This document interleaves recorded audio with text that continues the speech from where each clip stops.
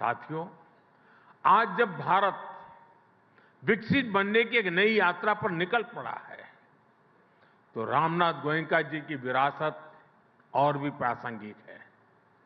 रामनाथ जी ने अंग्रेजों की गुलामी से डटकर टक्कर ली।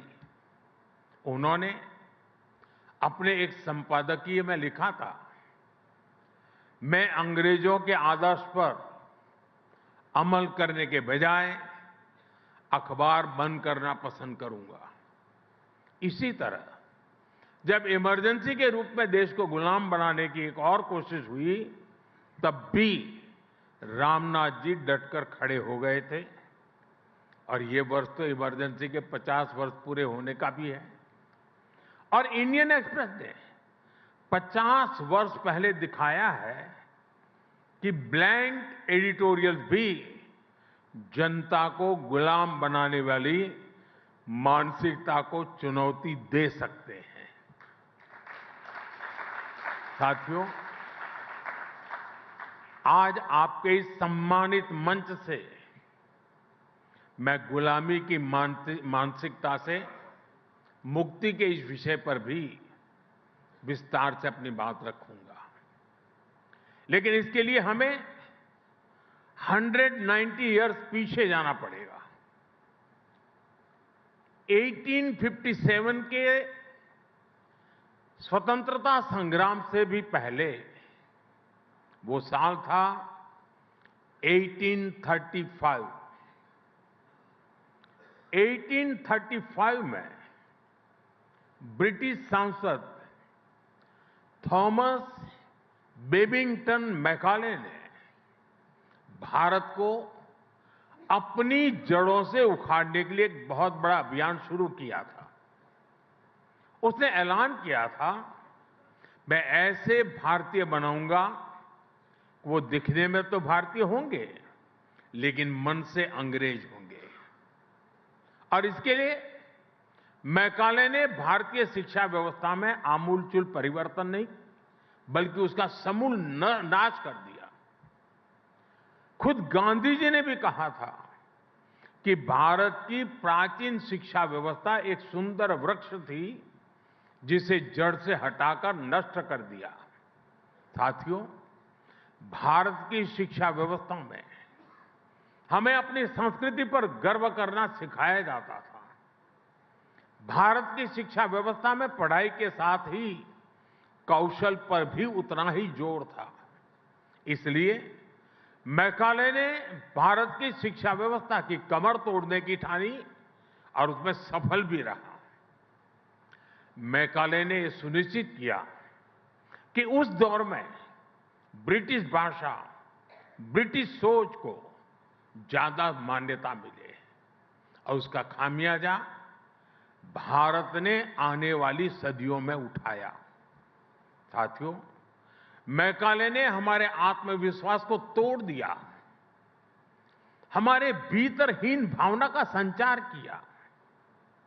मैकाले ने एक झटके में हजारों वर्षों के हमारे ज्ञान विज्ञान को, हमारी कला संस्कृति को, हमारी पूरी जीवन शैली को ही कूड़ेदान में फेंक दिया था।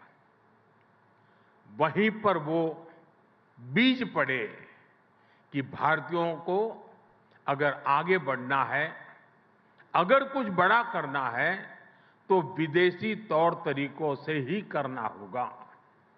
और ये जो भाव था वो आजादी मिलने के बाद भी और पुख्ता हुआ। हमारी एजुकेशन, हमारी इकोनॉमी, हमारी समाज के एस्पिरेशन सब कुछ विदेशों के साथ जुड़ गई। जो अपना है उस पर गौरव करने का भाव कम होता गया। गांधी जी ने जिस स्वदेशी को आजादी का आधार बनाया था उसको पूछने वाला ही कोई नहीं रहा। हम गवर्नेंस के मॉडल विदेश में खोजने लगे। हम इनोवेशन के लिए विदेश की तरफ देखने लगे। यही मानसिकता रही जिसकी वजह से इंपोर्टेड आइडिया, इंपोर्टेड सामान और सर्विस सभी को श्रेष्ठ मानने की प्रवृत्ति समाज में स्थापित हो गई। साथियों, जब आप अपने देश को सम्मान नहीं देते हैं तो आप स्वदेशी इकोसिस्टम को नकारते हैं, made in India manufacturing ecosystem को नकारते हैं। मैं आपको एक और उदाहरण टूरिज्म की बात करता हूं। आप देखेंगे कि जिस भी देश में टूरिज्म फला फूला वो देश, वहां के लोगों को अपनी ऐतिहासिक विरासत पर गर्व करते हैं। हमारे यहां इसका उल्टा ही हुआ। भारत में आजादी के बाद अपनी विरासत को दुत्कारने के ही प्रयास हुए। जब अपनी विरासत पर गर्व नहीं होगा तो उसका संरक्षण भी नहीं होगा। जब संरक्षण नहीं होगा तो हम उसको ईंट पत्थर के खंडहरों की तरह ही ट्रीट करते रहेंगे। और ऐसा हुआ भी। अपनी विरासत पर गर्व होना टूरिज्म के विकास के लिए भी आवश्यक शर्त है। साथियों, ऐसे ही स्थानीय भाषाओं की बात है। किस देश में ऐसा होता है कि वहां की भाषाओं को दुत्कारा जाता है? जापान, चीन और कोरिया जैसे देश, जिन्होंने देश के अनेक तौर तरीके अपनाए, लेकिन भाषा फिर भी अपनी ही रखी, अपनी भाषा पर कॉम्प्रोमाइज नहीं किया। इसलिए हमने नई नेशनल एजुकेशन पॉलिसी में स्थानीय भाषाओं में पढ़ाई पर विशेष बल दिया है। और मैं बहुत स्पष्टता से कहूंगा,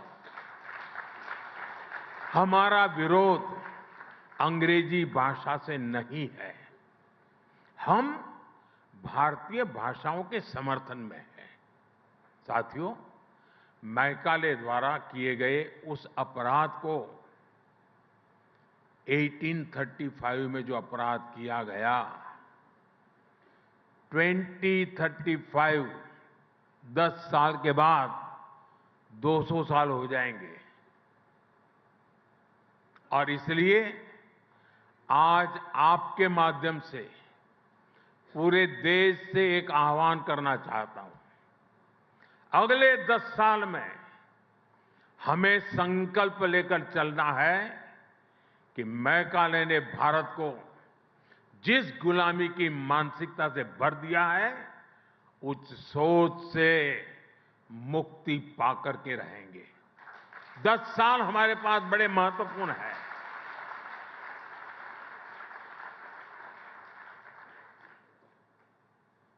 मुझे याद है एक छोटी घटना। गुजरात में लेप्रेसी को लेकर के अस्पताल बन रहा था, तो वो सारे लोग महात्मा गांधी जी से मिले उसके उद्घाटन के लिए। तो महात्मा जी ने कहा कि मैं लेप्रेसी के अस्पताल के उद्घाटन के पक्ष में नहीं हूं, मैं नहीं आऊंगा, लेकिन ताला लगाना है उस दिन मुझे बुलाना, मैं ताला लगाने आऊंगा। गांधी जी के रहते हुए इस अस्पताल को तो ताला नहीं लगा था, लेकिन गुजरात जब लेप्रेसी से मुक्त हुआ और मुझे उस अस्पताल को ताला लगाने का मौका मिला जब मैं मुख्यमंत्री बना।